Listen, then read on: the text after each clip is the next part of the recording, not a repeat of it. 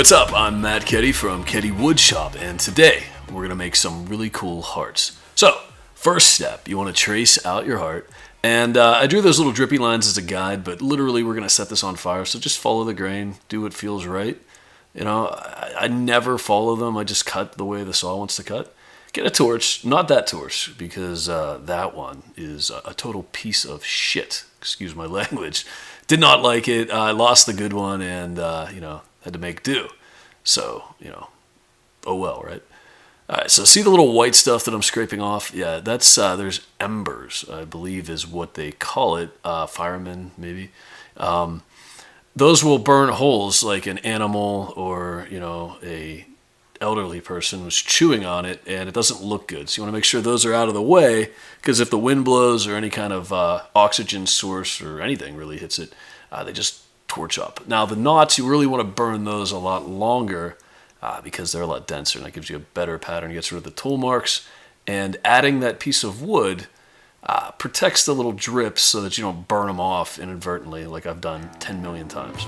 You can put anything over it, but how about that music? Yeah, spaghetti western. I don't even know what that means. I just like the way it sounded. But get your Nylalox flat brush and, grind that ash off. Now, there's different grits. That gray is 80. The orange is 120, and I believe the blue is 220. Kind of glossed over the 120, I'm sorry. Went straight to the blue, and that just kind of levels things out, makes it look a lot smoother. Now, if you get the straight grain ones, those, the brown or the charred part comes off a lot easier than where the knots are. And then for your end grain, you just want to make sure that you follow the contours, clean it out, because more white equals more color. So if you leave dark spots on, or if it's like the brown, it's going to look like black almost.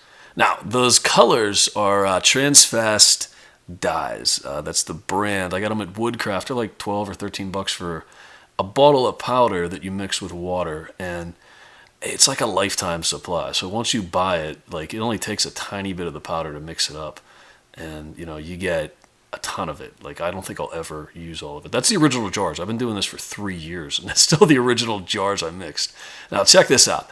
The grain lines acts as like a pretty good guide. So I'm using coral pink and cherry red, and the colors don't blend. They kind of prevent it from coming across. And that gives you contrasting colors, cool stuff like that. You can get into some crazy stuff when you start blending the colors. So aqua blue and coral pink create a cool purple, and then you can add some green in, make it look like grape ape.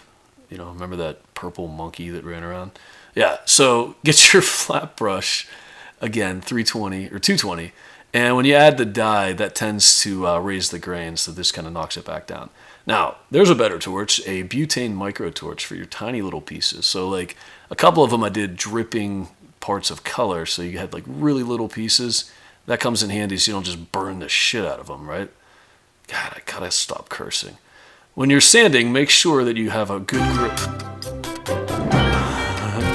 A good grip on it, or it'll rock it out. And wear eye protection, unlike that maniac. Now, using your Starbond glue, which is really awesome glue, if you go to their website and use the discount code KEDDY10, get 10% off.